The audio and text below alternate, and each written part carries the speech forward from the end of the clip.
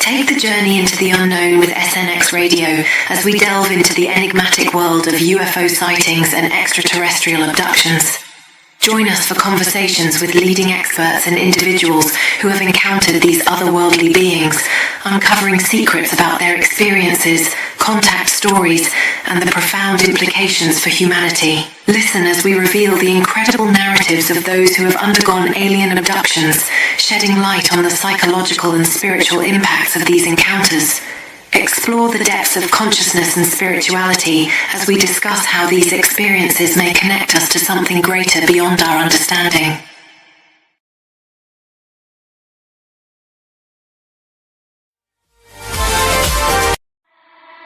Lights in the sky flashing bright tonight. ColeyUFO taking flight outside from the stars above, beaming down that glow. Alien party, everybody know. Heart beating fast, feel the energy rise. Hands in the air, reach up to the skies. No gravity here, we're floating free. Coley, Coley, come dance with me. ColeyUFO, beam me up, lights go up, turn it up, dance on the stars, feel the cosmic drop. ColeyUFO, we never gonna stop. Beam me up, UFO vibes all night. Coley, shining extra bright. Top 10 hit, we're trending worldwide. ColeyUFO, take me for a ride. Extraterrestrial groove moving through the crowd. Bass hitting hard, making aliens proud. Abduction on the floor, but it's all in fun. Coley leading, yeah, she's the one. Pulse in the beat, feel the spaceship hum. Glow sticks waving, everybody come. Intergalactic rave, no time to sleep. ColeyUFO, secrets we keep. ColeyUFO, beam me up, lights go up, turn it up, dance on the stars, feel the cosmic drop. ColeyUFO, we never gonna stop. Beam me up, UFO vibes all night. Coley, shining extra bright. Shining 10 hit, we're trending worldwide. ColeyUFO, take me for a ride. Slow, feel flow. Whisper, ColeyUFO. Drum, boom, lasers, bass explosion. Everybody jump, beam me higher.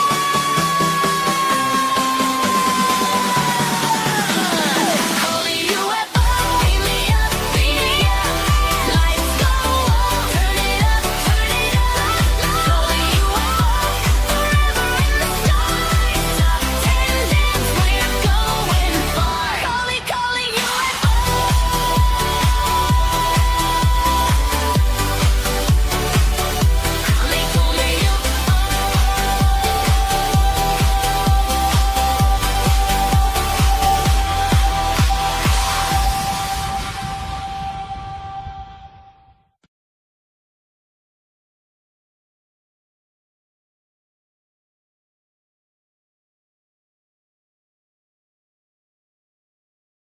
Spinning past midnight, static sparks on the chrome. Name lights up on the backlit glass. Coley calling you home. Signal in the sky, little blip on the black. Every meter in my mind, redlining on the track. I can feel that home in the bones, in the glow. Every beat says run, but the rhythm says go. Are you ready for the lift off? Are you ready for the spin? When the unknown pulls you closer, do you finally dive right in? ColeyUFO, SNX Radio. Take the journey into the unknown. Turn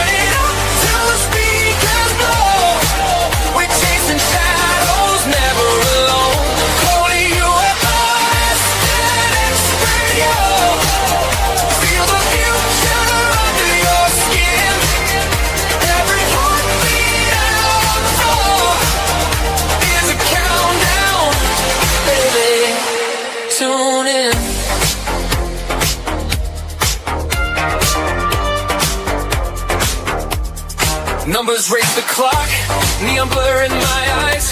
Every corner that we cut draws a map in the night. I don't need a map, I just follow the tone. Every switch, every flick is a door to the zone. Are you ready for the drop now? Are you ready for the spin? When the night cracks wide open, let the strange light pour in.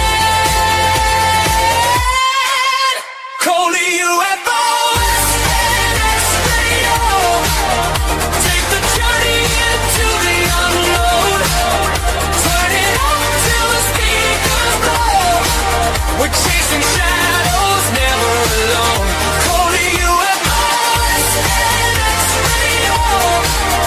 Feel the future under your skin.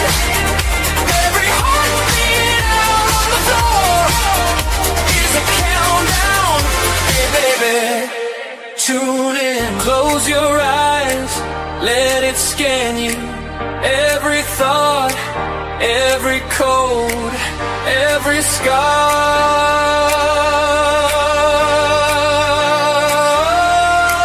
We're tuned to the same strange channel. Every heart like a distant star. Hey, so run with me through the glitch and the glow, where the down never finds the end. If we're lost on this wild transmission, then get lost with me again.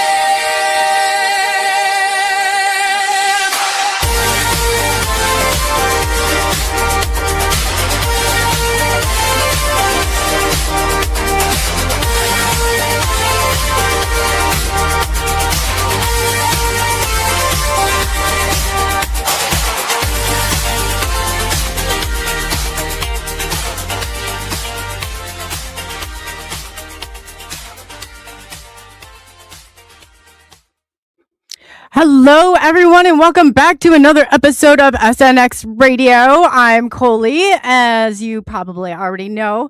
So I want to just thank everybody for being here tonight. As you know, I drop in the link live, so that's why if you're new and tuning in, I do that lengthier intro. It's just to put as many people in front, or my guests in front of as many people as I can. So before I get started, I just wanted to, again, Kurt, W75, so nice to see you in chat. And Don, welcome. And yeah, great to see you.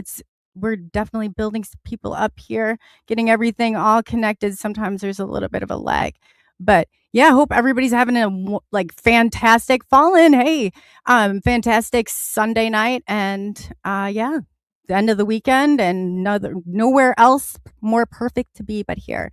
So tonight, hey Benno, tonight I have a really exciting guest, and I begged for his forgiveness before we started this because I don't even know as if I should pronounce his name correctly. But I said I apologize. I do this equally with the English language. I slaughter it from time to time. But yeah, he's absolutely amazing. There we go. So everything shuts down. Anyway, he's an author. He actually sent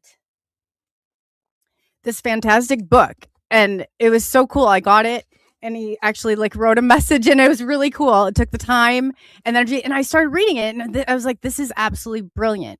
So he's gonna come and really connect a lot of dots and really tell his story. So I'm really excited to have Giuseppe Garufi. We're gonna just bring him on right now. And I was 90% there, and I just regressed. I know. Can you tell everybody your name? The name is Giuseppe Garufi. It's a difficult name, Italian. We love difficult names. You're being kind. You really are. Hey, Bigfoot Fidesz, you really are. I said, but I do this. For some reason, it just is not my strong suit. I got, I got to get out of some of that slang, but yes. So why don't you go ahead and, tell the audience, I'd like to leave that part up to you, tell them who you are and what you do, and I guess why you do it.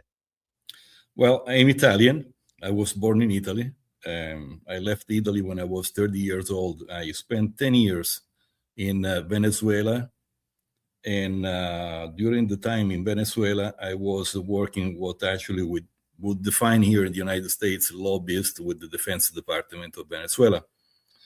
I was there for almost 10 years until, I was there also for the time when Chavez tried to take the power with a coup. I was there that day. I still remember now that it was about, I would say, the 5 o'clock in the morning when I hear airplanes breaking the sound barrier, and were Mirage and F-16. I was living pretty close to the base, and they were going to Caracas to bombing La Casona, which is where the president live or used to live.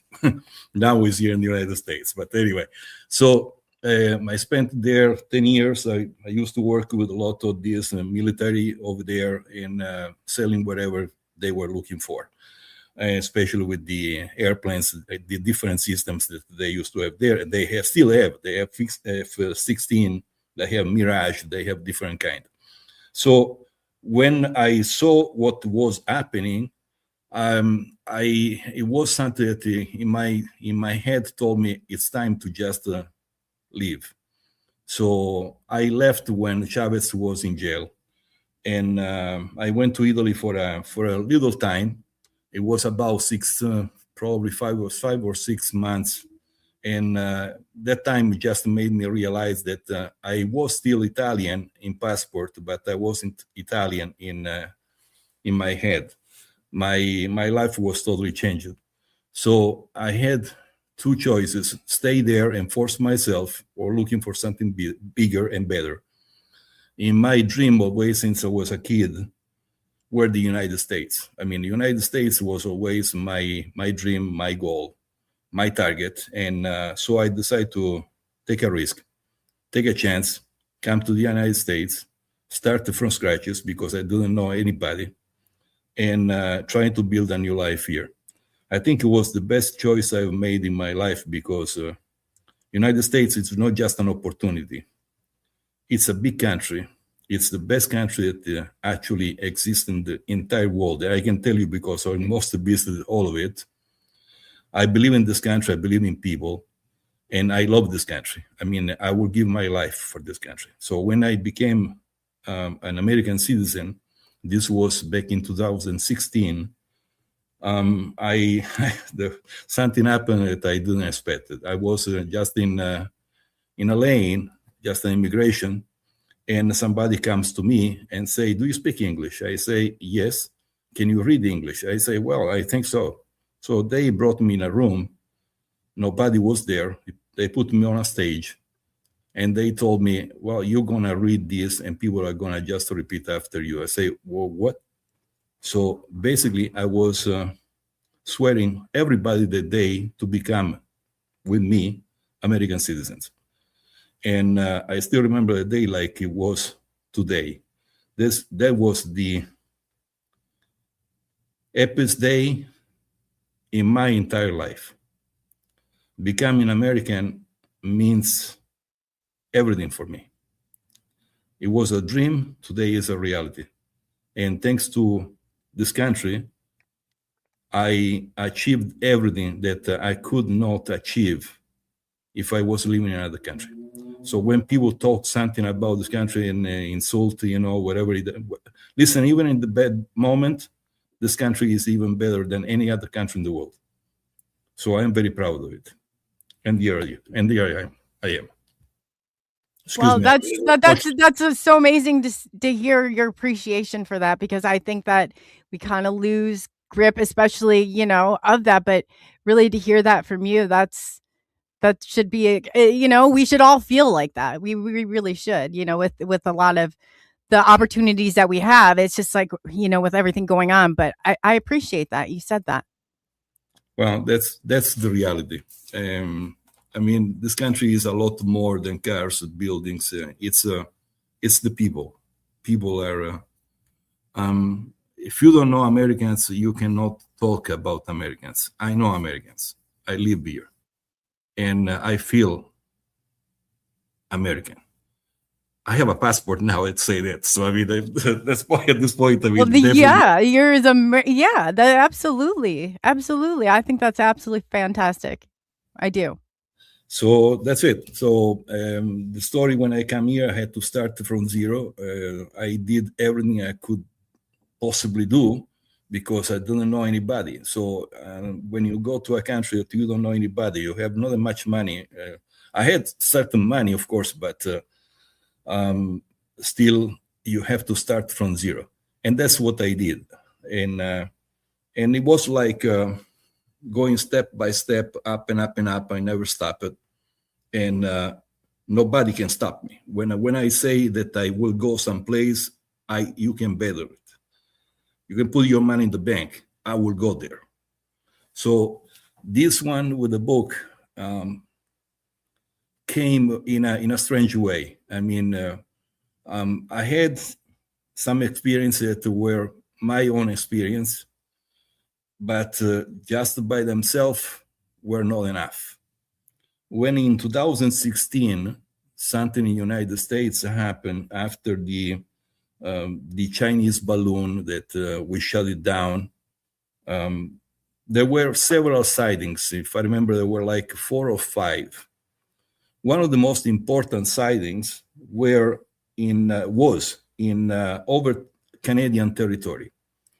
At that time, the government from Canada called United States, called NORA, that is the one that actually controlled the aerospace. And what happened was that the government of Canada asked to intervene and intercept that system, that aircraft. Well, they were not talking about aircraft. They were talking about balloon that then at the end they defined like a metal balloon. Personally, I've never seen a metal balloon, but especially flying, but that's the way that it was described. Oh, Lord. Yeah. That'd be a new one, a metal balloon. Right. So 2 airplanes from the United States actually take off. They intercept this system over Canadian territory, but then they move to over American territory. It was on the Lake Urok. And at that point, President Biden gave the order to shut this, whatever it was, down. So the F-35 shot this system down. Looked like the system went down on the lake, but nobody said anything after that. So the question where actually this system is now and what it was, nobody gave any information. I remember Rubio in Congress, he was also asking, but not even Rubio could have any answer. So at the end, nobody said anything. Well, at this point, I have a story. I have my personal experience plus this. So something happened in my head and say, okay, I think we have everything. So I went to my computer and I started writing. But after these 2 episodes, I mean, I didn't have a real story. So what I'm going to write? So I was me and my computer and asking myself what is going to come next. At that point happened something very unusual. It was like suddenly from nothing, my head was receiving some kind of, let's call messages, but I don't want people thinking that this is just a BS, because in reality it's not. It's something that like was coming to my head, and at the same time I was receiving these messages, I was writing. Not 100% right, because I mean, I repeat, my English is not exactly 100% perfect. So at that point, I started writing in my language, original language, which is Italian, and then translate into English. But even then, that is not enough. I need to adjust the form. At that point, the most important part of this book was my great partner in life, Sandy, that is also part of the book. And she made all the correction that the book need. So That's the message, amazing. Yeah, yeah, I was telling you behind stage. I said that was cool. I saw that she had gotten in and she was posting on Facebook. I thought that was no, very cool. because she speak Giuseppe, that's how she say. Because so my English is particular English. So she after so many That doesn't. years, I feel better yeah, about so life after right so now. many years, she understand me even when I am not exactly 100% understandable. So she made this book happening. And when the book is out, and I still said I don't know about this, because she was telling me that the book was a great book, was a good book, and I still didn't believe it, because I am not a writer. And I told her, I said, Sandy, I understand, I really appreciate what you say, but I recognize that I am not a writer. And at that point, she told me, well, you are now. I still remember this. And that gave me the confidence to go forward. So the book didn't become real by any means easy, because I don't have the background, I didn't know anybody, so I had to do this from scratches and go step by step until it became reality. Now the book is there, people are reading, people are telling me that actually is a good book. I still don't believe it, but at a certain point, I mean, I have to It's accept it now. fantastic. I haven't, like I said, I didn't want to get too far into it without hearing your story because I didn't want to shape my own story around it. But you have a way of colliding like reality with a soothing, part of fiction, but you can clearly, like, the message does not get lost. It But makes you think and wonder. because one party is what happened to my life in real life, real experiences, and the other party is the one that actually is like I received. So mixed together become a reality itself based on something that really happened. The other one is just the fictional part. But at a certain point myself, I don't know where the fictional finish, start, and the other one is finished. So it's all mixed together. But there is a message. There is a message because during these meetings that these scientists, scholars, experts, they in these discussions they are having with this entity in this base number 63, they got there with the idea that they are experts. And this entity showed them that in reality they don't know anything about anything. So it's like when we think we have all the answers, and the other part change all the questions. At this point, we have nothing. So the book is to make people reflect, to make people thinking the way that we are actually conducting our lives, and see if eventually we can just readjust, reset. Because if we don't reset by ourselves, we are going to be reset. And that is not going to be nice. So No, I say that too. I'm like, if you don't make those decisions and those choices for yourself, you're not going to like how they do it. You're not going to like how it happens. You won't. That's definitely true. it's exactly this. So the book is, it's just, what can I say? It's just a suggestion. It's just a way to make people thinking. And if they start thinking, they are going to asking questions. And if they're asking questions, they are going to probably overpass fear, because most of the time we make wrong decisions. It's because we decide based on fear. And that is the key to disaster. That's so true. I don't know if you noticed in my intro, but I'm like, what everything amounts to, it's all about fear. It's all about that control and that grip that it has on people. It changes that fear and letting that prevent or keep you in place it's a trap, it's a continuous trap.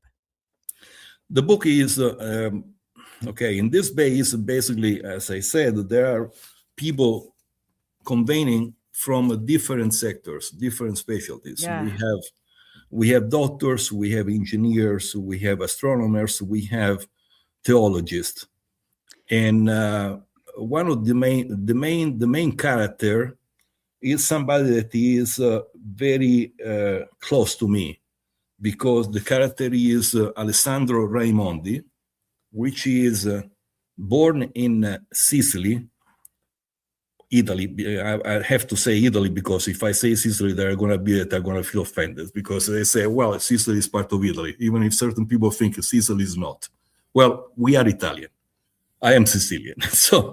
So at a certain point, I mean, this character leaves Italy and he comes to the United States.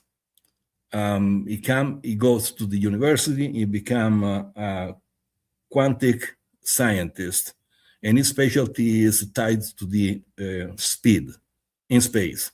So his dream is to bring aircraft as far as possible into space in the shortest time as possible. So he is the main character in this book. And together with him, there are going to be other people. And this entity that they don't know in the beginning is in this base is going to answer to the different questions these people have for him. They are going to be free to ask him everything. And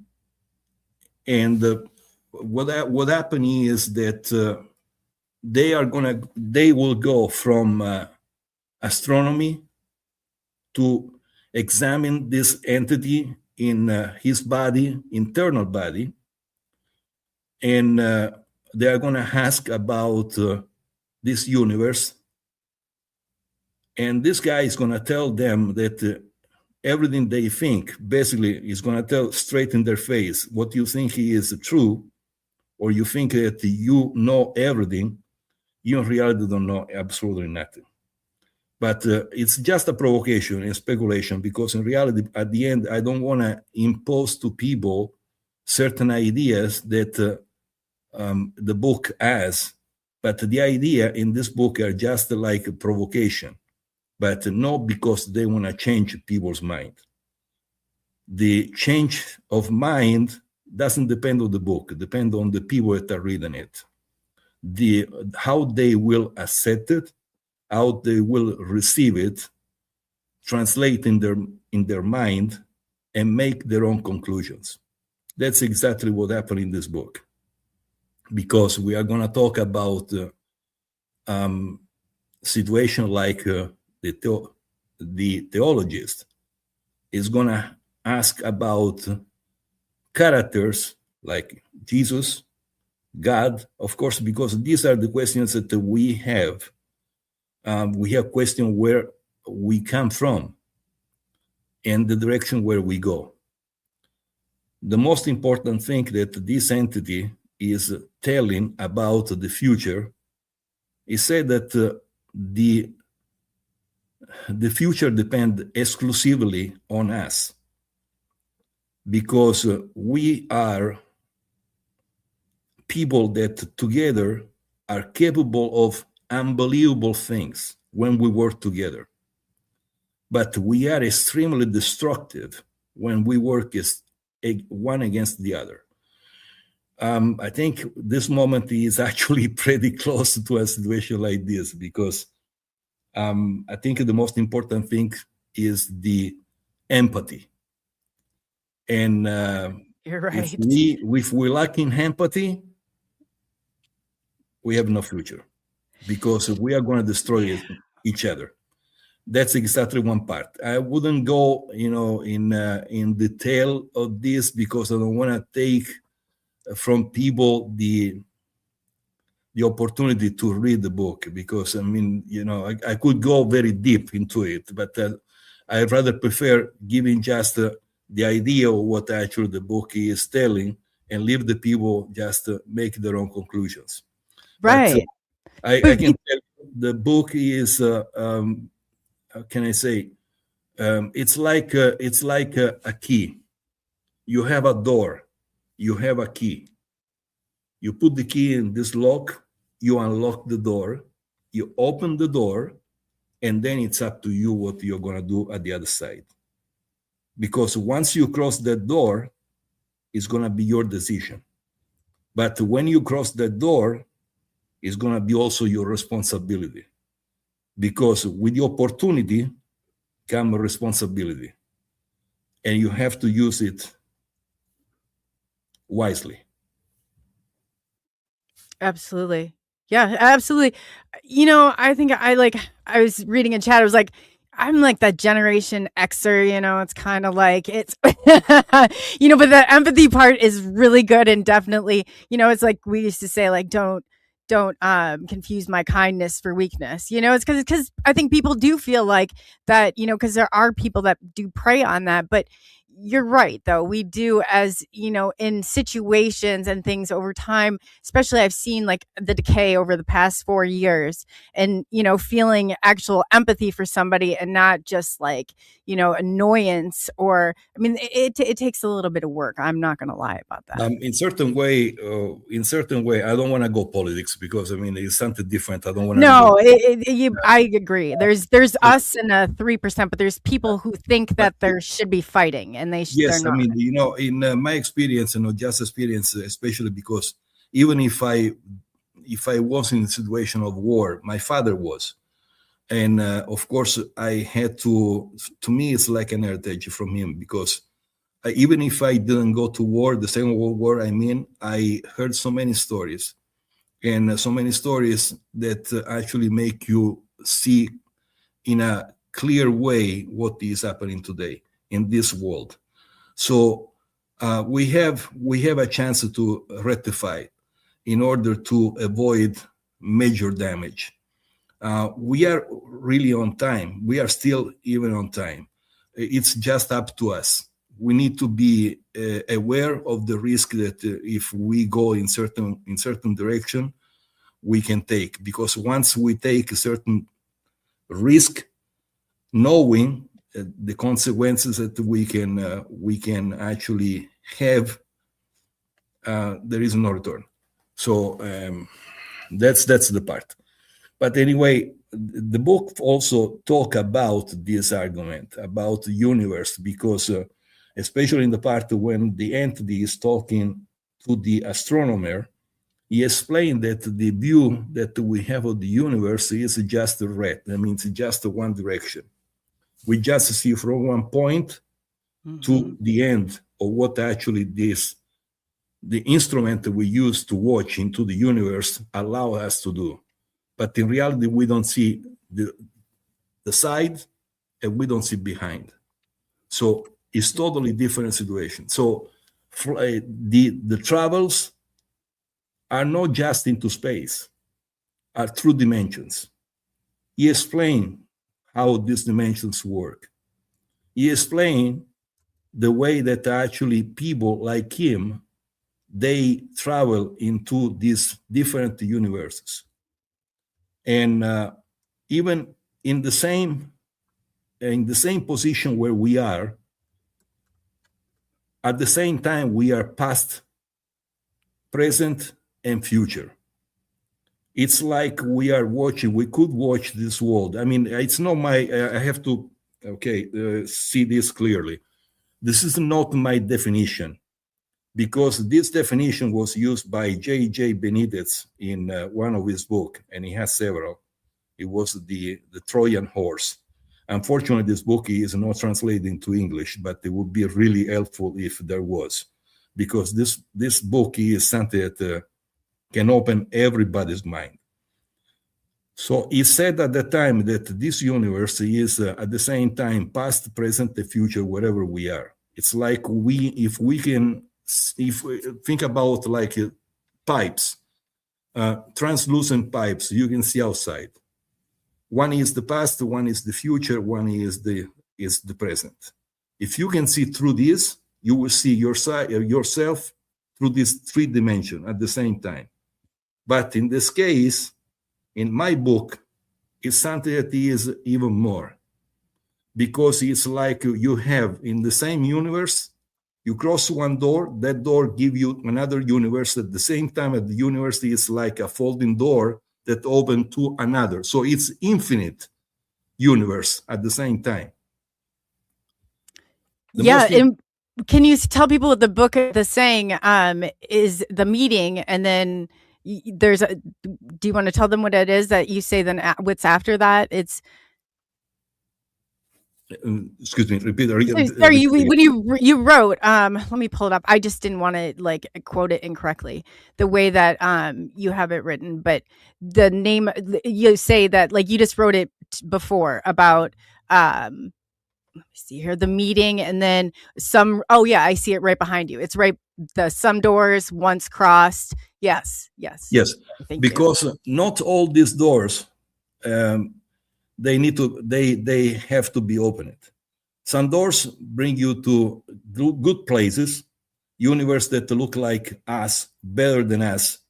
Other bring you in different places that are not supposed to be visited. So you need to be recognize this. The entity knows about this, because he doesn't think. He knows that in order to open these doors, it's not like you have a lock that you open like with a key. Can I stop you though real quick, because I think that the audience really needs to hear this part of it, because the book combines, but you yourself are an experiencer, and So, a lot of you need to understand the frequency that the universe work. This guy travel through space, through dimension, using maps that are basically in himself. Inside himself, he has a map. He knows through frequency when actually is crossing or is close to one door, and the frequency need to be the same that he has with the door. Need to be exactly in synchrony with that in order to open. It's not something that just happened, because he said that in order this world to go ahead, we need to control. It's not just a matter of strength. It's not just that I am stronger than somebody else. It's not because I have more money than somebody else that I will pursue what I want. That's the wrong way. The right way, the only way this world will survive, is if people start to be more, can I say, they need to be more stable with the way they work mentally. They need to find that peace in their mind that is like psychological peace that provoke an evolution of our brain. And once we have that kind of evolution, we start seeing the different stage, because in reality, it's not more like a door, it's like a threshold. So you say we are very close to the threshold that actually will allow us to go to the next stage, because it's necessary to go to the next stage. Because if we don't find that synchrony with the universe, we are going to be destroyed by the same universe. So it basically is this sense. So this guy, this entity, he knows how travel through this different frequency. He knows how use this frequency to open doors and go to different realities. We don't. So he's trying to teach us the way that we need to start thinking. In the past, they tried several times. We didn't even pay attention, and we keep not pay attention. But we need to pay attention because we are very close to what actually is the end of this world. So we need to be prepared to go to the next stage, because The next stage is no waiting for us to be ready. It's just for us, to go through, but with the right mentality, the right. How can I say?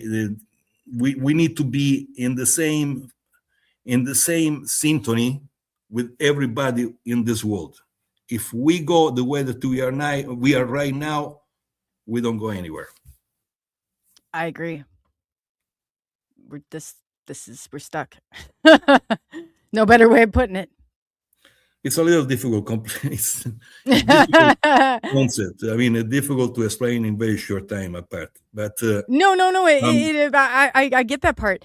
I think in talking about these doors, and are they doors that you have gone through and crossed through yourself? Is this part of your experience, or is this No. part of like how like maybe you're do you anticipate it, or is it more like it's some kind of anticipation. It's some kind of anticipation. I know I didn't go through. No. Some people literally, though, I have to ask, because some people say it figuratively, what it's like to go through, and then some people, like in this community, really mean they probably went through that door. So I just have to ask. We are start seeing this. We are in a stage that actually we start seeing the edges.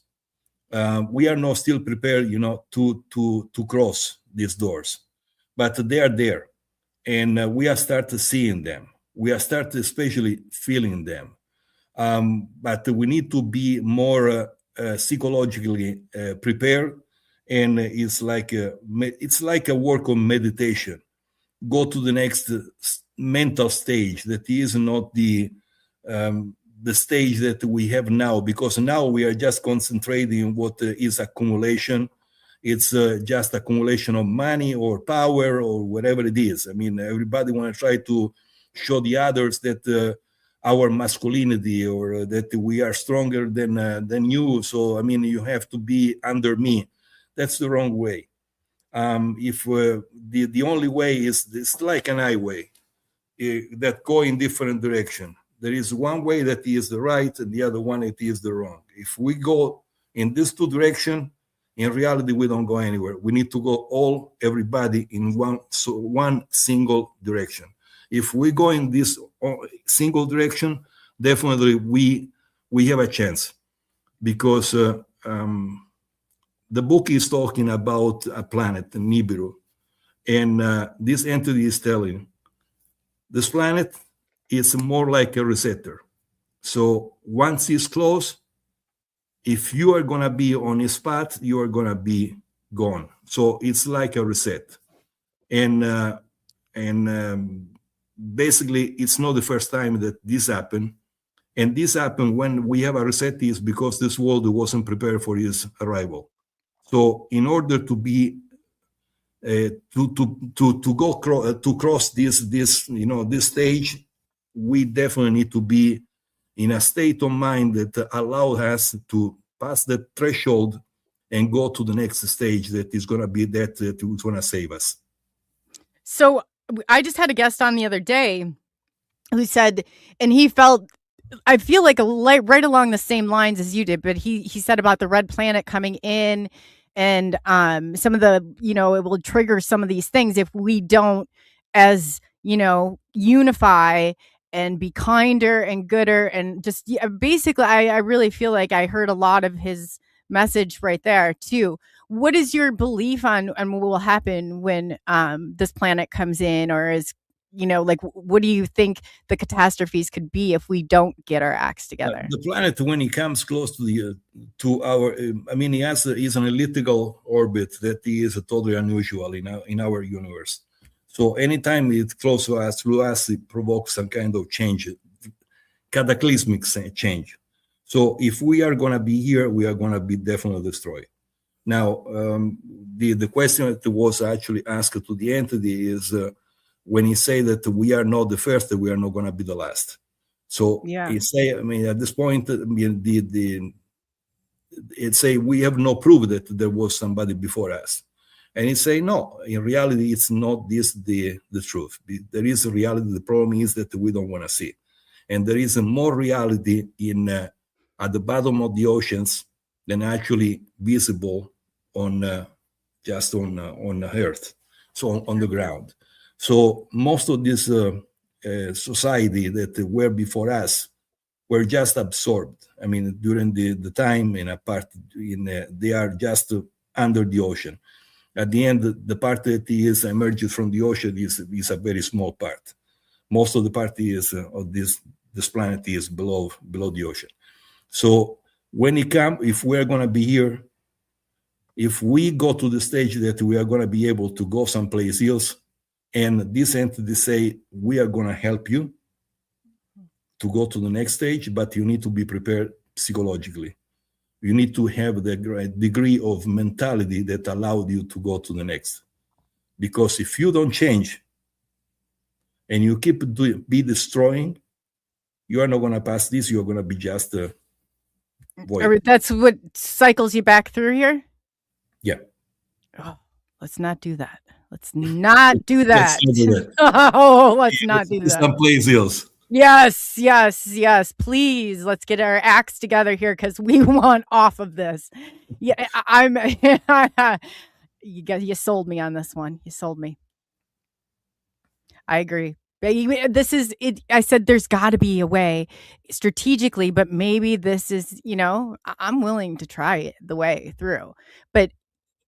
You're right, though. We do, I guess, in coming together and elevating and getting everybody. How do you see some of that happening? Because we're so just that empathy for one another again, and we have to understand that we are part of this universe, and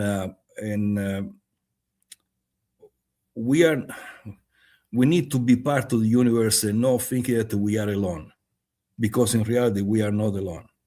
And I would say that we have to see this universe like in musical terms, not like a single note, because we are just a part of a cosmic symphony. So if all together we are on the same frequency, all together start working together for the good of everybody and not just somebody, we have an opportunity to go to the next stage. But if everybody starts just thinking like a single entity, like others are not important, or we are just the most important piece of this universe, we don't really go anywhere. Yeah, we got to drop those narcissistic traits of Exactly. Yeah. Exactly. Yeah.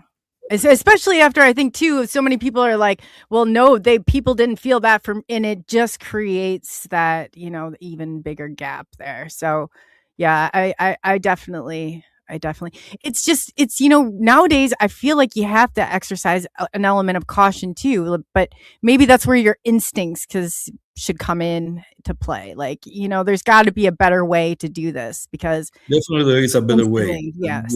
We just working a way we don't want to recognize anything. We just think that amassing wealth and having 4, 5, 10 houses, every house with like 20, 30 rooms inside, 50 bathrooms. This is what actually makes us happy. That is just material. It will not help us to go to the next stage. Absolutely not. So this humanity has to learn how to work together and not separately. I repeat, it said that we are capable of unbelievable things when we work together, and we are extremely destructive when we work by ourselves against each other. So right. This is basically the message this book has. It's a message. Everybody has the freedom to accept it, thinking, and make their own decision, changing their life in certain way. Personally, I don't want to change the life of anybody. I am nobody to ask somebody to change his life because I'm telling him to do. I am not a priest. I am not a pope. I am nobody. So it's just about everybody. I try. You see, I try always to help people when I can, and and help people when I see they need help. If everybody would do the same, it would be great. The problem is that certain people really don't care about this, because the most important is that I am okay. I don't care about anybody else. That's it. So simple as it is. We need to start thinking a different way. Now, the book is this message. So do you think that there's the what are they called? The non-character players, like the people that are here that maybe that don't even necessarily like humanity, and they're kind of mixed in between us? Do you think that there is, something that divides us that maybe is unnatural to the human race? The entity itself, the entity's name is Samuel. Okay. So he has this name. I mean, he chose this name. And what he say is that usually they were here before we were here, but they don't change. It's not their job to change this humanity. I mean, this humanity is just walking in certain direction, and the changes are just up to them. Even if in certain moment of history, they put something just to make this humanity go to the next stage. But he is not like imposing. Now, problem is that certain of them are these people that don't want to interfere with us. And there are other that actually they do interfere. So it's the story about angels and demons. In reality, it doesn't, okay, you say nothing of this really exists. But there are certain elements between them that they decide, they saw our weakness, and they are using our weakness in order to pursue their goals. So it's up to us to recognize who these people are, and just do certain things or not doing it. Now, he is one that actually is helping us, and he's here. You see, when he is shut it down and decide to talk to us, it's because he decide that is the moment to talk to us. So now it's up to the people that are talking to him, tell his message to the rest of the people on earth. But the problem is that are they going to be listening? Because I can just tell something and people are going to start saying, oh, this guy is crazy. Probably there are people in this moment that are telling this about me. No, the chat, the audience you're in front of right now is the perfect, most understanding audience. Like they so many of them are experiencers themselves. So many. That's the message. I mean, the message is very simple. Change your behavior, or you just are gone. You are going to be past. We are here to help you. And I mean, if you have certain kind of evolution, we are going to help you to go to the next stage. If you insist in conducting your life the way that you are doing now, there is nothing to do. You're going to do another round of 2 on Earth, prison planet Earth. You're going to get stuck here. That should be enough to wake you up. I mean, just think of it, like it intensifies every round too. So you think this round's bad? You're not going to like the next one. I promise. No, there are many other passages of the book that, of course, I mean, I really don't, if somebody didn't read the book, of course, I don't want to spoil it. It's like a spoiler alert. I don't want to be there. But the book has a lot of other passages that are really interesting to be read. And honestly, I think it would be the case. I mean, just as a simple curiosity for people, just to take a look.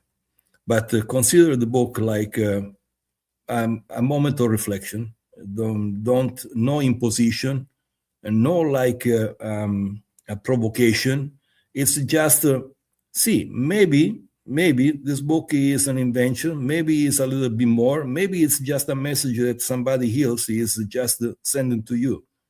So you can be receptive, or you can just think that it is just an invention. So and take it for what it is, anyway, for what you think it is. Mine is just a proposition. That's what it is. I don't want people to think that I'm going to try to impose anything or tell them what to do. At the end, everybody does what they think is the best for his life, but the best thing would be do the best for everybody's life, not just ourselves.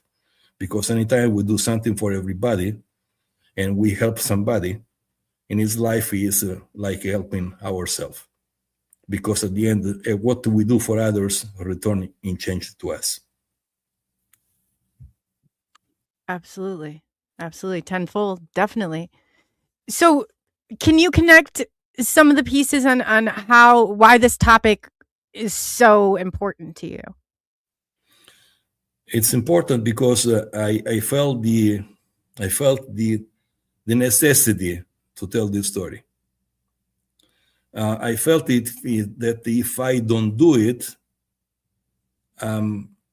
it would be a disservice to something bigger than me. So that's exactly the reason why I did it. If I tell you the truth, I don't even know if the book is selling or many books I'm selling. Honestly, I didn't even pay attention to this. When people ask me, but you probably should check. Really, it's not that what is important to me. It's the message that the book is sending to the people that is important. Then, if of course, at a certain point, I'm going to be just out of job. As a matter of fact, I am already. My Sandy suggests me something that most people say that the next stage for this book would be a movie. I don't know. I was told this several times, and books are not exactly my strength. I don't read many books. I read just what actually is interesting to me. The fact that I am ADD is something that make me doing stuff that other people don't. So I need to be very focused in what I see. It need to be very interesting to me in order to read it, in order to watch it. What I watch is movies. I have seen watching movies since I was born.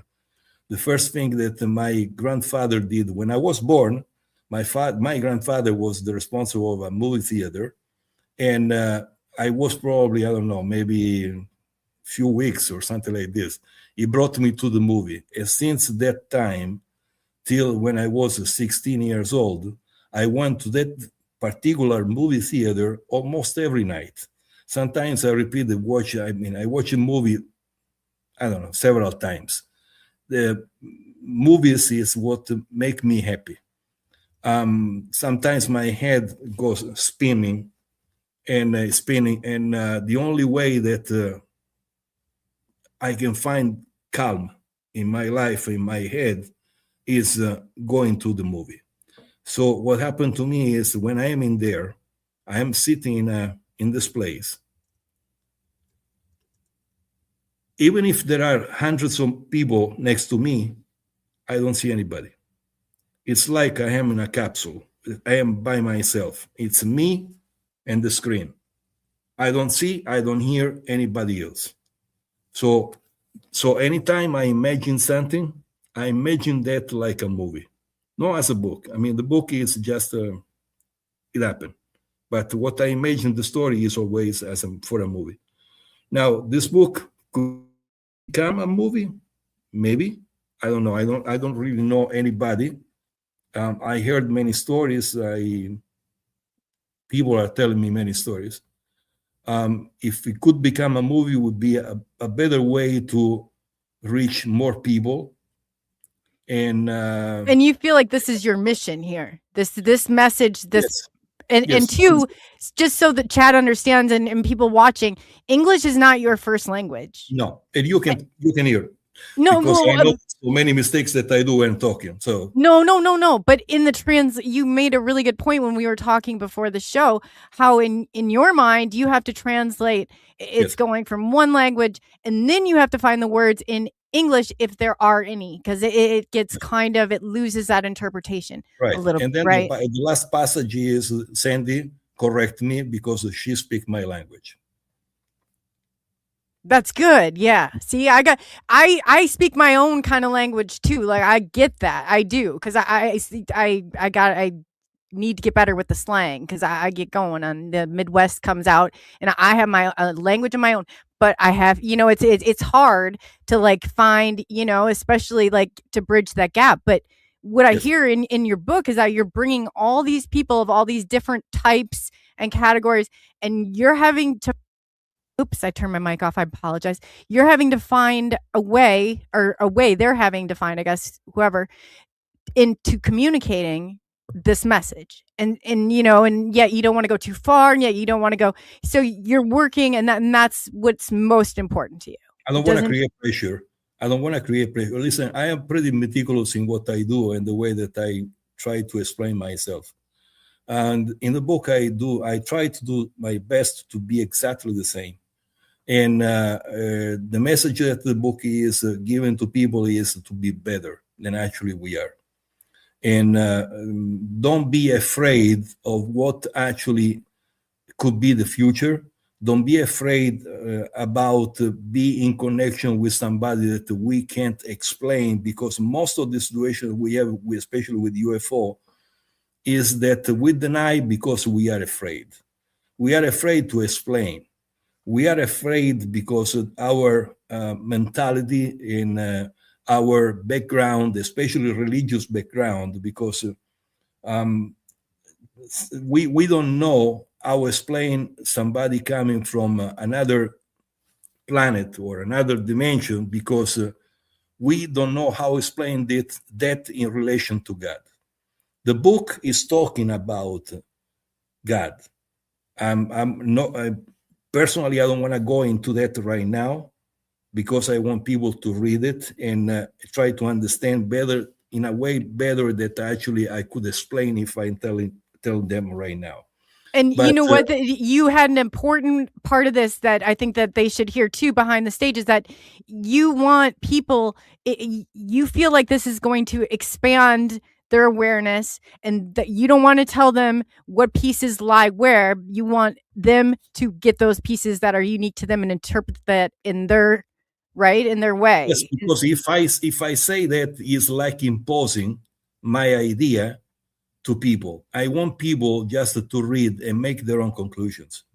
Then, if they think that they want to talk to me, I mean, I am available. I mean, my website, they can just email me.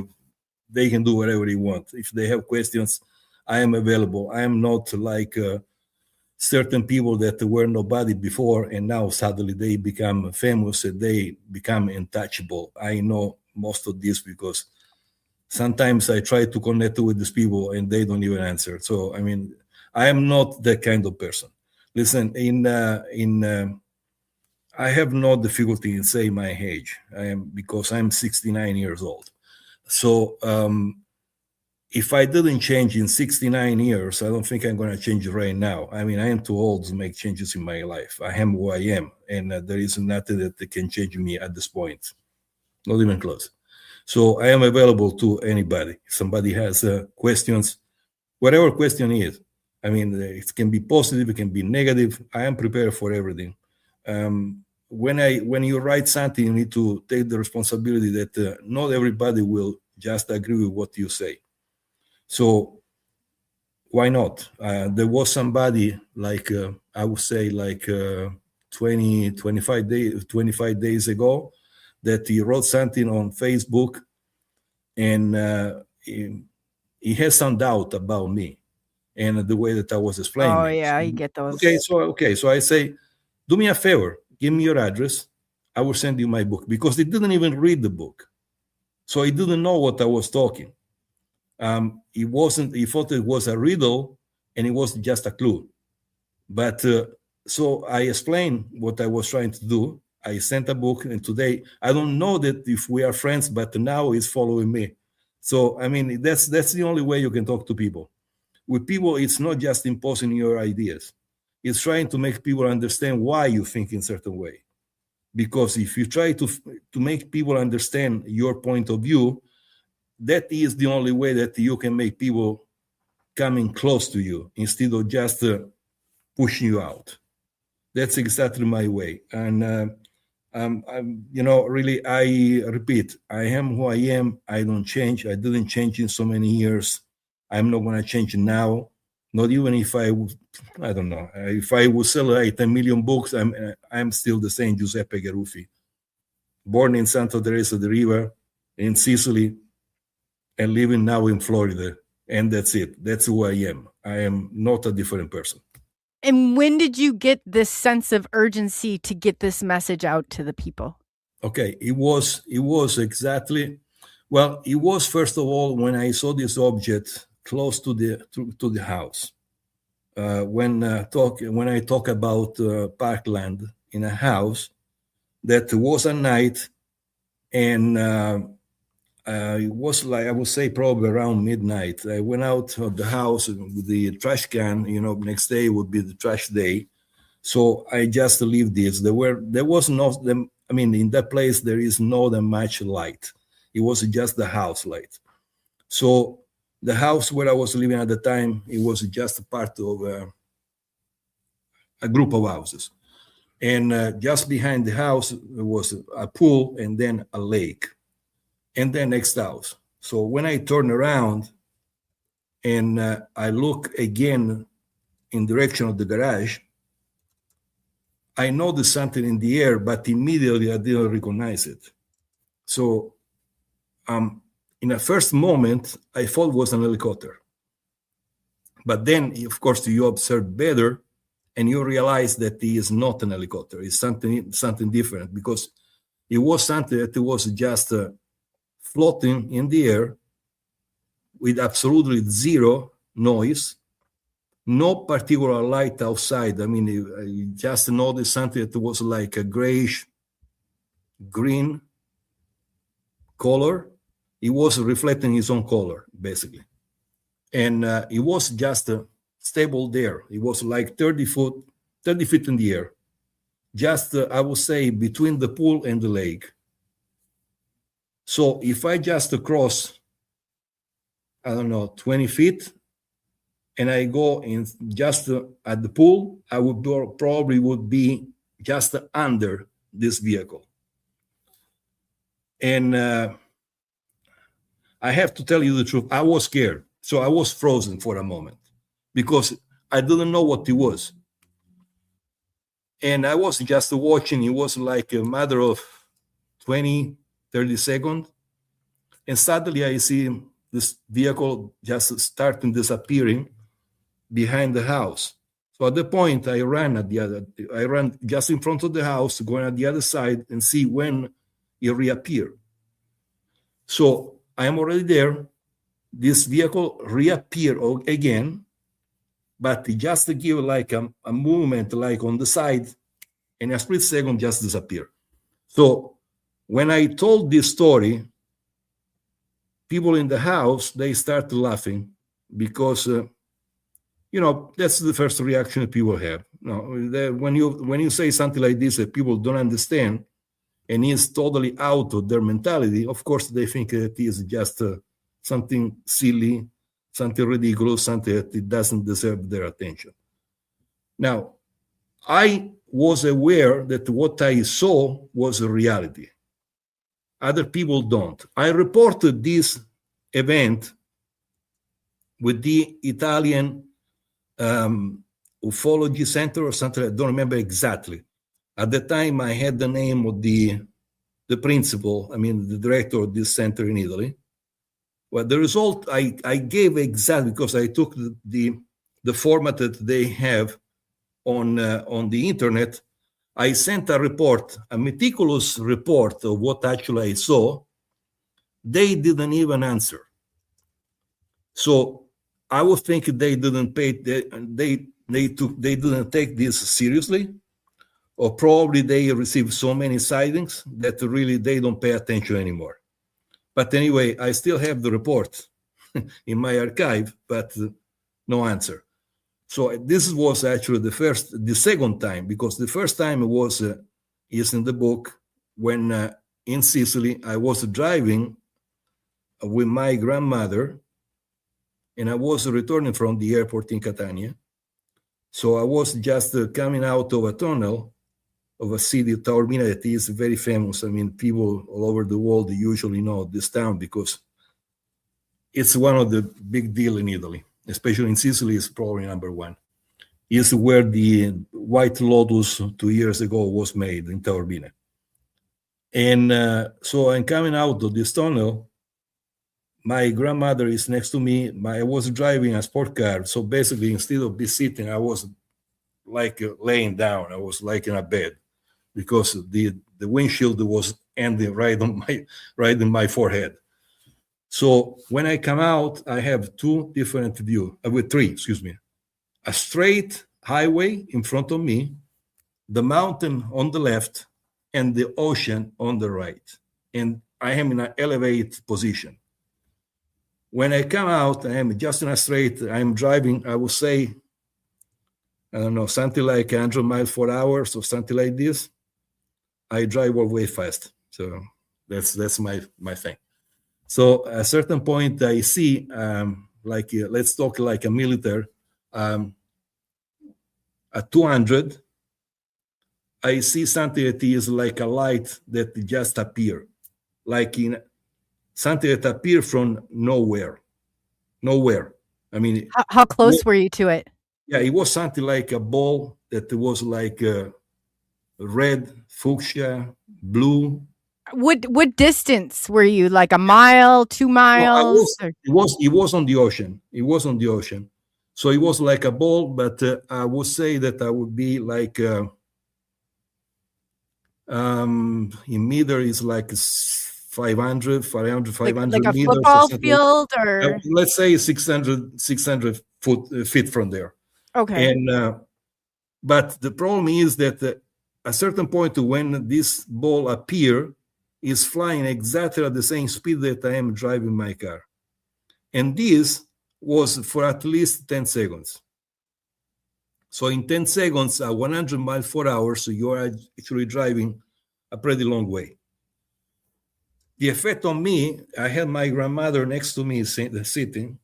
The effect on me was that I left the steering wheels and I left the control. I mean, so I didn't speed anymore. The car was just going straight, I mean, just without control.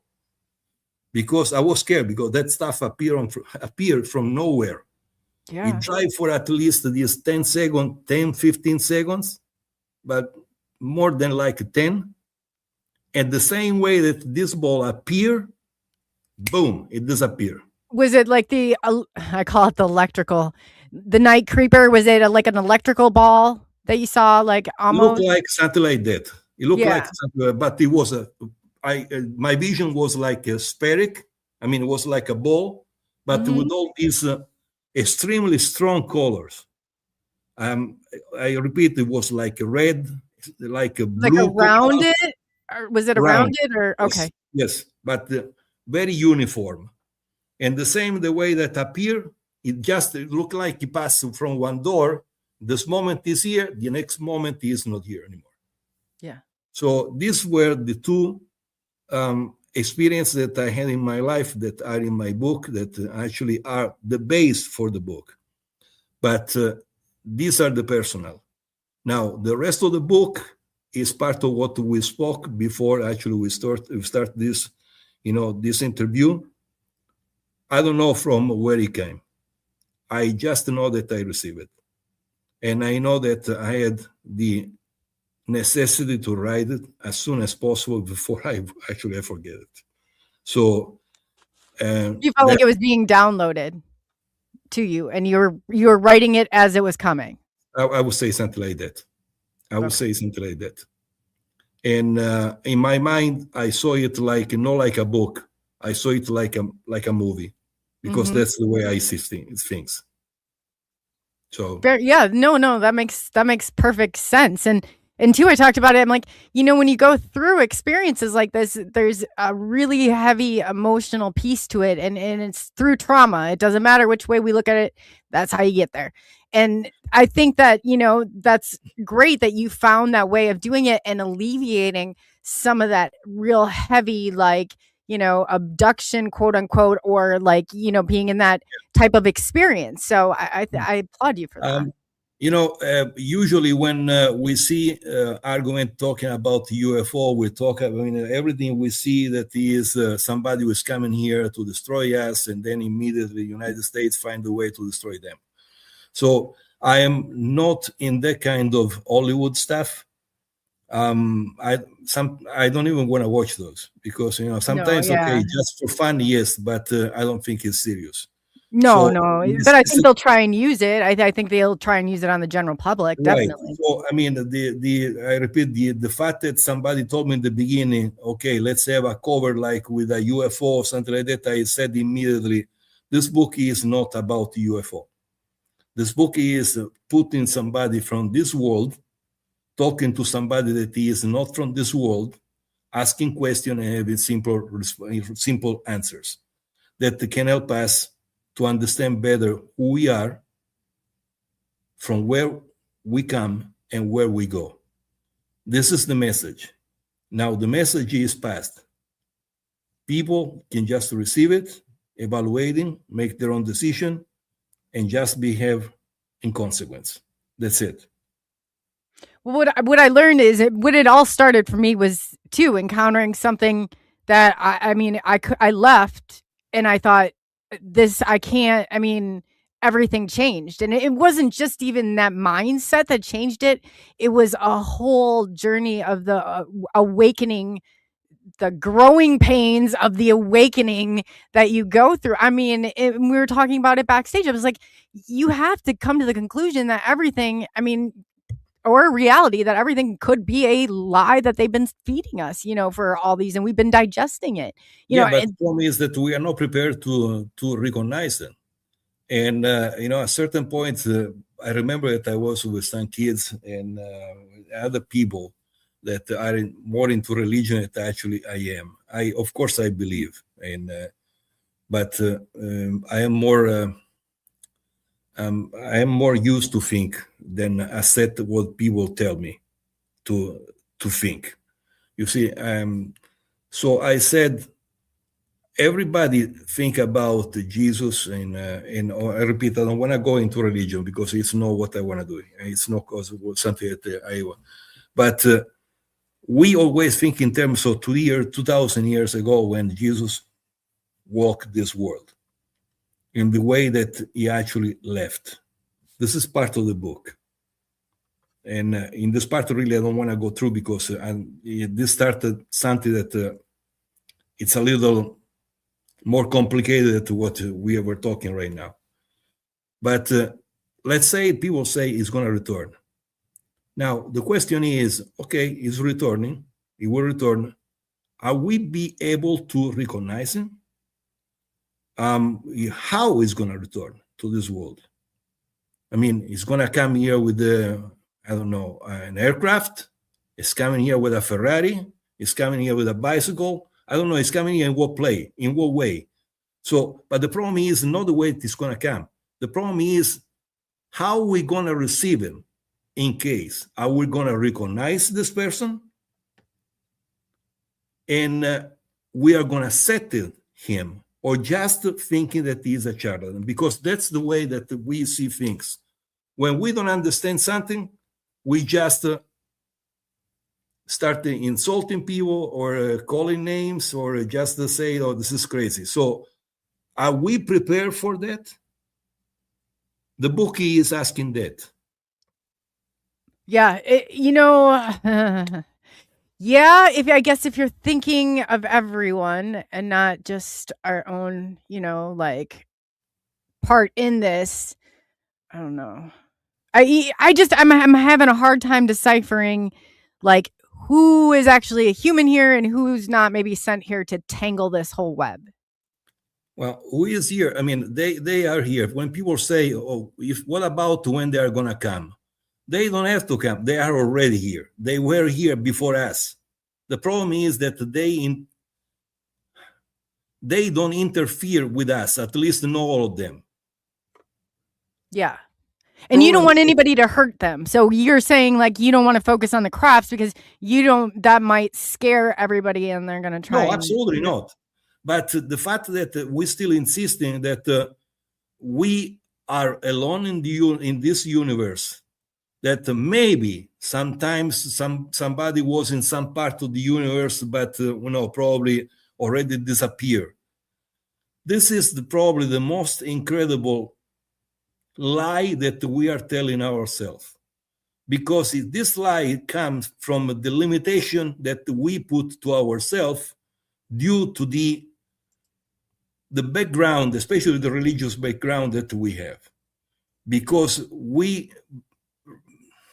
are not, honestly, not prepared, so we are scared. And the fact that we are scared may make us deny even things that are in front of our eyes. So if we have in front of our eyes one being like this, we are not probably recognize it, because we are not prepared for that. So if we just bypass that part of scare that actually lead our life, maybe we're gonna do the jump that we need to do in order to go to the next stage. So how did then- your life change drastically after you encountered that craft? In reality, I was into this since I was a kid. One of the things that I remember since I was a kid was one of the movies, The Day That the Earth Stood Still. Remember the movie? It's a very old movie. What was it? The day the Earth Oh, stood the earth still. stood still. Yes, yes. Okay. I remember that. I was I don't know, I would say maybe 6 years, something like 6, 7 years. And that changed my life, that movie. There was somebody that was trying to explain this world that if we keep doing the way that we were doing, we would be probably destroyed, because we become at that point not just a danger for us on Earth, but we become a dangerous species also for other planets, other civilizations. So the book is basically also telling this. We are becoming, in this moment, we are basically really dangerous, not just for us, but even for others. So this person is coming here not to scare us, but to explain us. If we go in a certain direction, we are going to face the consequences. But the consequences that are based on our action, not somebody else's actions. So there are not monsters coming and start with lasers and shooting everybody and nothing like that. It's just a simple discussion that we are going to have with this entity in a very honest way. We are going to ask questions, it's going to give us answers. And then we have the opportunity to make our own conclusions.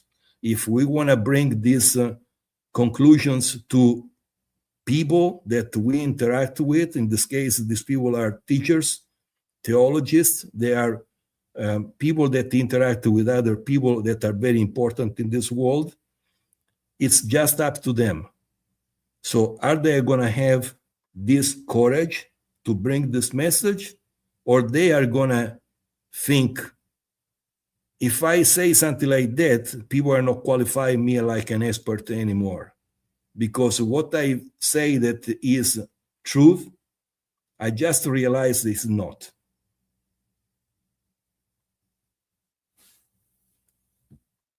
Can you explain that? Okay. So if I am a theologist, Mm-hmm. and at a certain point I ask about certain characters that are important for the religion, for any religion, till the moment that I don't talk to this guy, to this entity in this base, I think that what actually I know is the reality, is what actually is truth.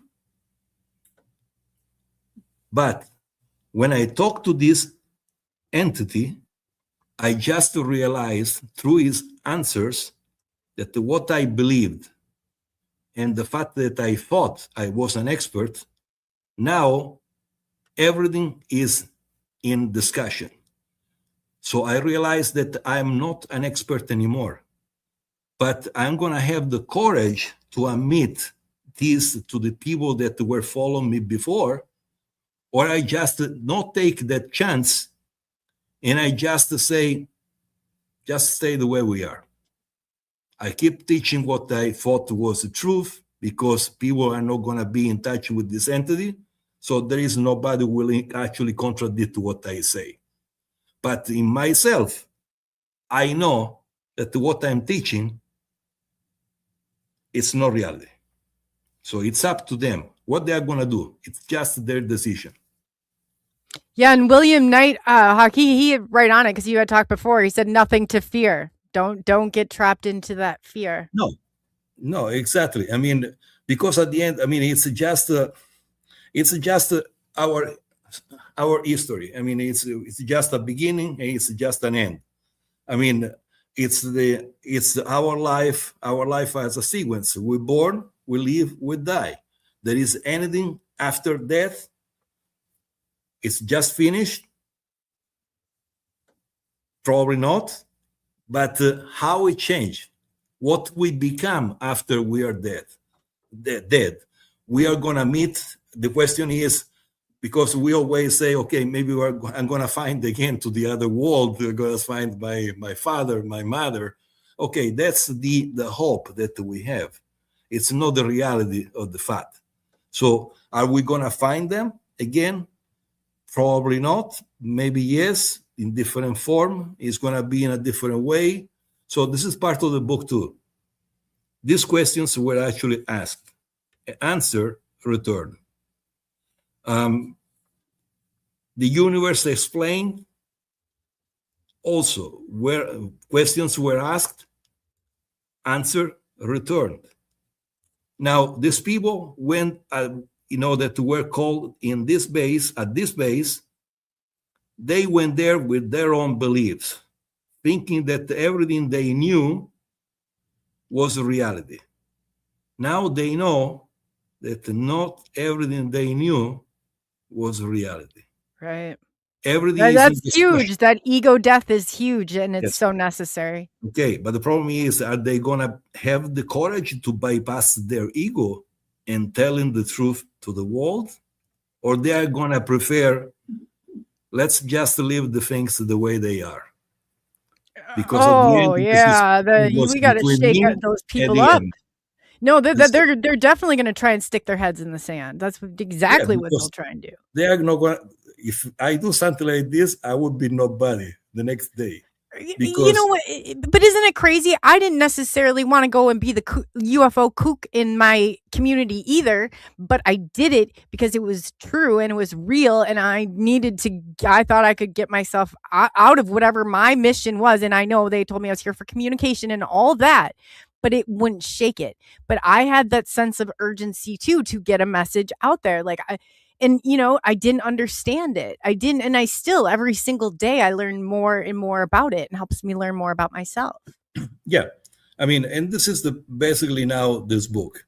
When I started writing this book, of course, I knew since the beginning that the story can be not told in just one book. And so there is a sequence. As a matter of fact, I am right now writing. It's not going to be out immediately, but I can tell you it's not exactly science fiction anymore. Even if science fiction will be just a small part of it, but it's going to be like politic fiction, where this character Alessandro Raimondi becomes something else. He goes into politics, but at the end, he is the guy that this entity choose to bring the message and he's the guy that will bring this humanity to go to the next stage. He asked how he's going to do this, because he knows that he is nobody. It's just a professor. It's just a scientist.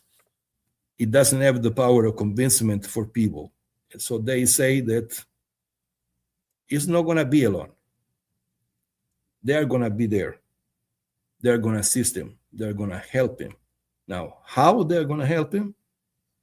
This is part of the book. Really, I don't want to be a spoiler alert, because No, and I'm trying to separate it as much as I can, because I there's the book, and then there's also your experience with it, and what is not, and I understand a lot of that coincides between one another. So I'm trying to, because the audience will really connect with that side of you, with the experiencer side of you also, because like I said, there's not anybody in here that is this subject is new to. Everybody in here is, I have the best chat, the best people in chat ever. I really do. I feel very fortunate for that. But they're going to understand. Very good. Very good. Very good. So basically, this is the book. Most of it.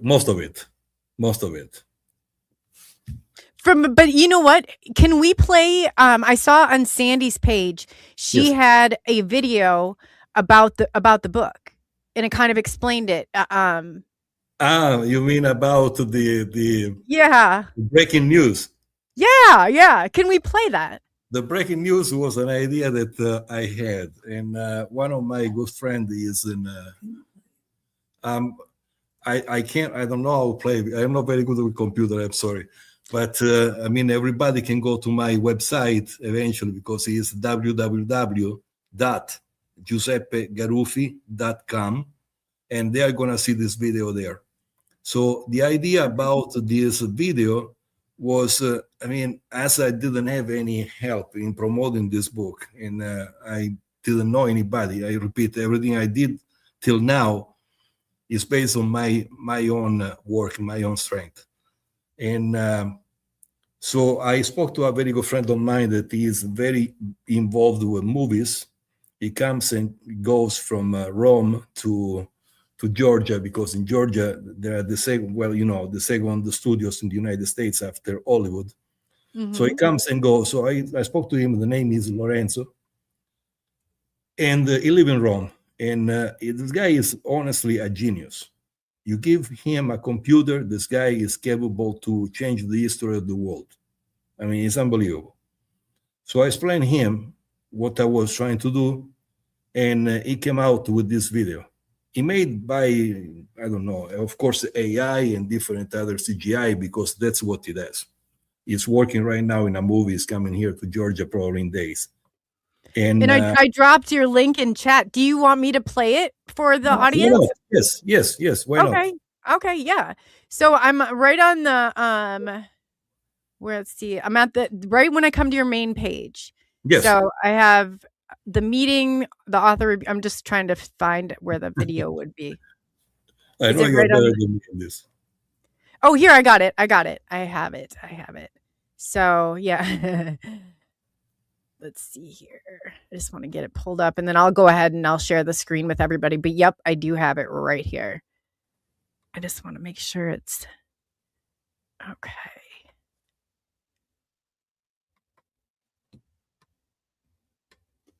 Maybe it's okay. I got it. It wanted me to use my mouse, apparently. Okay. So I'm going to go ahead and I'm going to share that screen now. I apologize for the delay. No problem. Oh, always something with me, I tell you here. All right. It's never simple. So I got this pulled up right here. There it is. Okay, cool. It's up. Okay, awesome. And I'm going to go ahead and you're going to play this. Are you able to see it all? Is it like, is the whole video visible? I'm not able to see it right now. Oh, there we go. There it is. Right. Okay, here we go.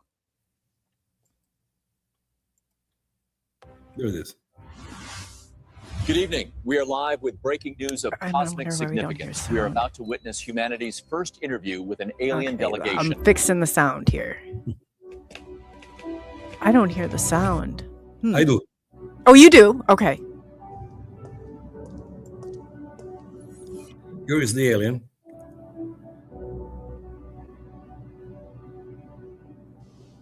I imagine you realize that And everybody For else can hear humanity, this, right? this is the most Yes. important event Okay. in history.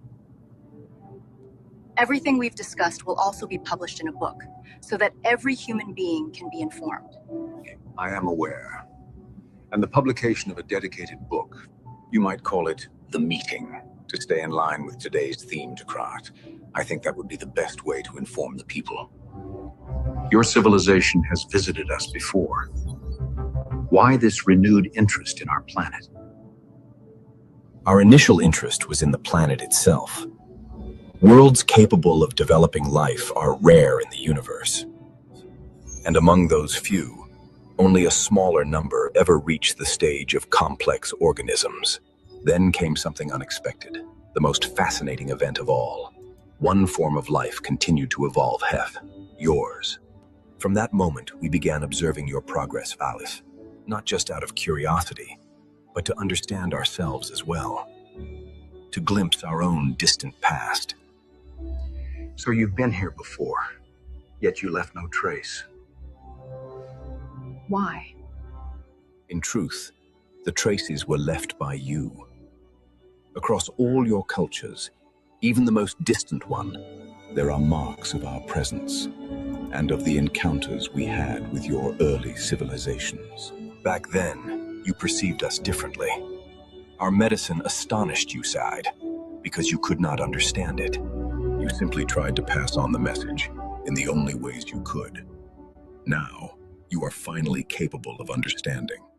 May we then ask you any kind of question about what we were and how you believe our civilization might now evolve?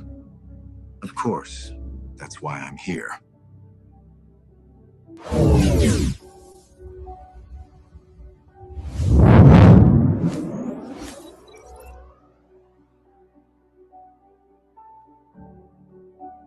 Very cool. Strange to me to see my face in there.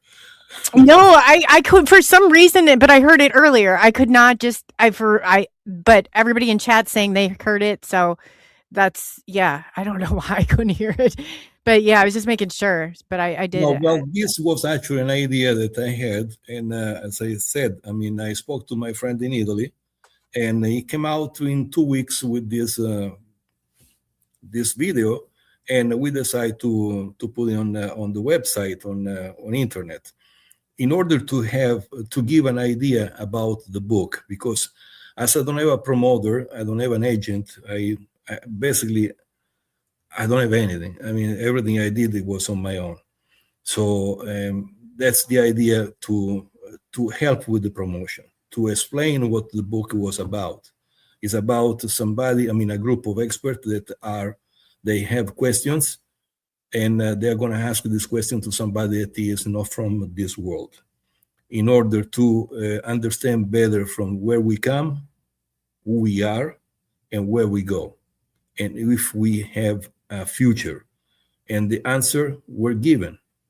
The answer were received, and now these people have the chance to tell the world the truth, or just to keep the world in the truth they think is reality. It's pretty powerful. Very powerful. That's it. And basically, this is it. So in conclusion, I and I definitely would love to bring you back. Jeez, I did it again. And explore this further. And I can't tell you how much I appreciate it. I got your website put out there.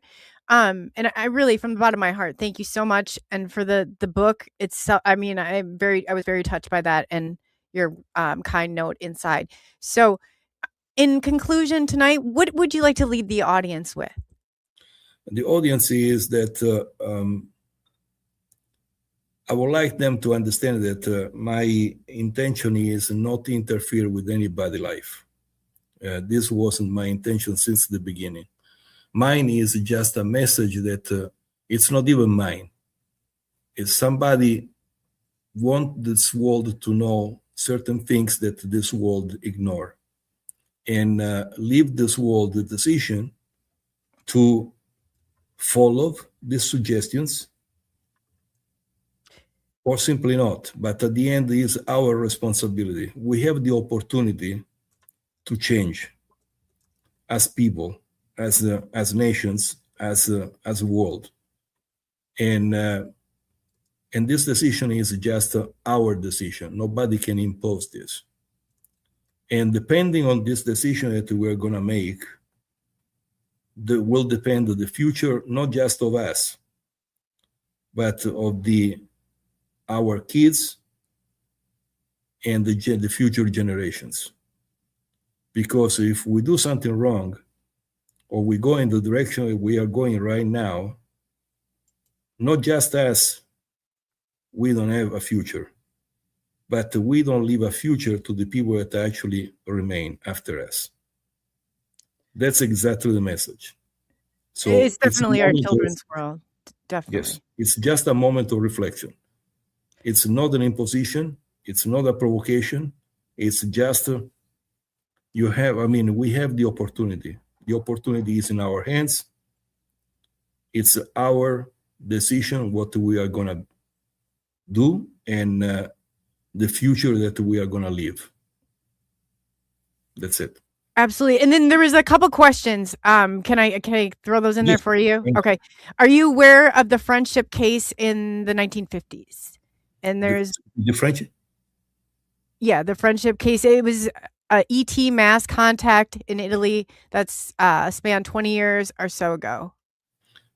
Really, most of the time I don't even pay them much attention. As I told you, just try to bring the message that I have, and really I don't remember this part that actually they are talking.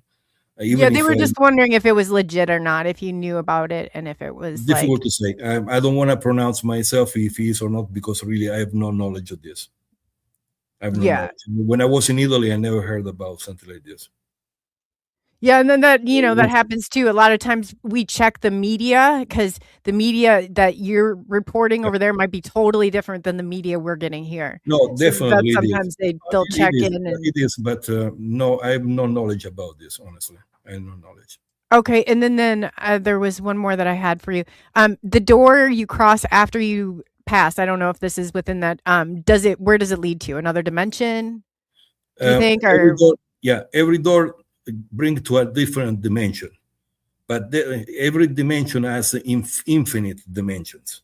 So this entity, is prepared to recognize which are the right doors and cross them, because not all the doors are supposed to be crossed. Because I said in the title of the book, once you cross, they change everything. So when they change that world, it change every other world behind. It's like it's a chain of reaction. So he knows what to do and where to go. And just to let it go in this way, because sometimes we try to go in reality that don't belong to us, and we don't change just our life, but we change everybody's life. And most of the time, not exactly for the best. Yeah, I agree, and I like your stance on it, because you're taking kind of what ET does. They don't involve, they don't change, and they don't rewrite our history at all. That's not their intention to change. It's not their intention. They can just show the way sometimes, but it's our decision where we go. It's just our decision, not their decision. They try to bring us on the right way, but then depend on how we take the suggestion. If we take that in the right way, we go in the right direction. Sometimes we don't do that because we just don't pay attention, and we go in a direction that we shouldn't go. And then, do you think are the beings going through like these portals also? Or are they coming through Yes. here? Okay. Yes. Yes. So you think, yeah, They I'm just with you on travel that to one. them. They just travel to them. Okay, and then can you explain too where the entity was that you were talking about in the beginning and in your book, and what it's called, and what it called its people? I don't understand the question. I'm sorry. You know how you talked about the entity in the Yes. book? You were talking about it earlier. You gave it a name, and it's the ET correspondence was my understanding of it. Talking about Samuel. Sam, is that right? Yes, Samuel is the name. Okay, Samuel is and the name that he is using to make him recognizable, to the people that he is talking to. and then can you explain what his role is or who he is in all of this? It's just a messenger. It's just a messenger. And that's That what he you say, refer to as the was here entity. before you were here. And he is a lot older than actually you could even think about. But he is their body responding a different way than our body. If you just read the book, you're gonna see their body is inside, even if outside is like us, inside is not. So they bypass several situations that we are not bypassing right now. Their body responded to the illness in a different way. They passed the stage of the cancer because they already gained the cancer. They gained the cancer because they understood was provoking the cancer, and they gain the illness not with medicines but with their own brain. Sure. Being in a certain stage, in a certain can I say mental evolution. They understood what was passing, what was happening, as a matter of fact, provoking that illness. This is part of the book, exactly. Right. And then I did not read the question correctly, I see now. So please ask him where this entity was telling the people it was from and what it called its people. It doesn't say that. It doesn't say that. It's just it say that he was here. He was here before we were here. So basically, we are talking about thousands of years before actually us. He was here when other generations were here and they went extinct. So that's the reason when I say, even the video you just said, when they are asking, you were here always, and they say, yes, we were here always. They were observing, they were studying ourselves. Our can I say? They were studying us. They didn't want to interfere with us, just to help us in certain way to go sometimes from one step to the next one, but without interfering actively, just giving us the clue to go to the next stage, but no pushing us in that. They really don't want to interfere with us. There are going to be others between them that they instead they interfere and they provoke actually what actually is the bad things that we have in this world. Spiritual Ascension asked, was the entity Samuel? Excuse me? They're asking if the entity was Samuel, the fallen Yes. angel? No, it's not a fallen angel. Okay. That's where there was some. No, the confusion, I question think, about there. fallen angels is asked, and he is given the answer. He was asking the theologist is asking him about the fallen angels. He's Okay. asking about the archangel Gabriel. He's talking about the nativity. He's talking about the resurrection. And it's all there, but he has to read it. It's the honest Okay, thing. yeah, I think that I think they were concerned that it was from a fallen angel, so it Yes, was yeah. important to clarify. No, it's not. One last question. How many years did it take you to write the book, and how has it been experiencing or researching? It's Or it's how not- long it's- has he been okay, experiencing or okay, researching? Sorry. It's not about experiencing. The book came like in 1 year. Okay. the experience, they are coming since when I was like, I would say 18 years old. Something even before, but the book came in 2025, and it was published in just in November of 25. This is exactly the time when it was published. Okay. Well, thank you. I really appreciate everything and you coming on here and, really explaining everything. So, and clearing up some of those questions, but absolutely. And again, thank you so much for the book. And I would love to have you back on when you're ready to talk about it. It would be my pleasure. It would be my pleasure. Listen, it was a real pleasure talking to you, and I really appreciate for the opportunity because I didn't have that many before. So I really appreciate everything you have done. And also I say thank you to everybody that was listening to me.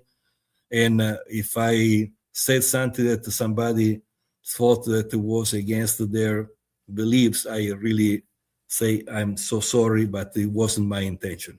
No, and I think that too, it was just clearing up some of the language, Barry, like you said, and translating like some of what may have been, meaning in comparison to, because it can be misconstrued like very easily. Yes. So I love that they ask those questions and they clarify that because they're very good detectives like that. So, Absolutely. So it that's all it means. They're doing Absolutely. what they're supposed to be doing. Absolutely. So. Absolutely. Yeah. So again, thank you so much for coming on and I will be in touch with you soon. Is there anything else that before we go tonight? No, that's it. But okay. You did you great. very You much. did great. Thank you. Yeah, you Thank did great. I will be in touch. Yes, thank you. Yeah, so I very much I love the questions and I apologize from the bottom of my heart because I was telling Cosmic, I'm like, no, I promise I will get those questions answered, and I had them pulled, and then what did I do? So I wanted to make that right, and I do apologize. That was my bad, and so hopefully I've redeemed myself in some way. But yes. Tomorrow night, happy birthday to Daryl Sims. His birthday's today. He's going to be on with us tomorrow. He had wanted everybody to know that he had some sabotage or something with his internet, and it was down for like 5 days, and they finally got it. He confirmed it was, he sent me a text message earlier that it was back up, and he's super excited to be here. So, I will post because I can't remember. Because we had to reschedule if it's set for 6 or 7, but I'm gonna look tonight, everybody, and I will look for my post because I'll post it on YouTube on every platform and let you know. So yes, thank you for taking the journey into the unknown with SNX Radio. And again, I am so sorry that I missed some of those questions earlier right after I told you that's so my style too. No, trust me, I got it, and I forgot. So yeah.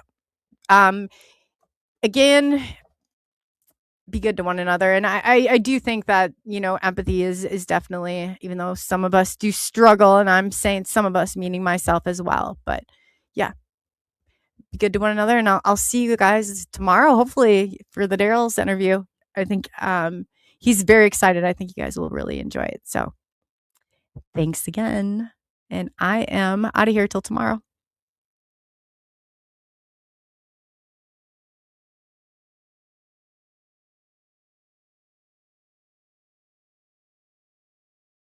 Take the journey into the unknown with SNX Radio as we delve into the enigmatic world of UFO sightings and extraterrestrial abductions.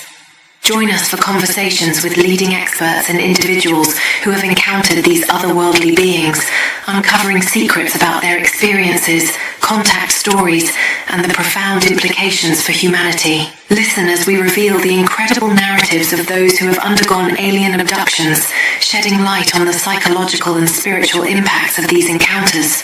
Explore the depths of consciousness and spirituality as we discuss how these experiences may connect us to something greater beyond our understanding.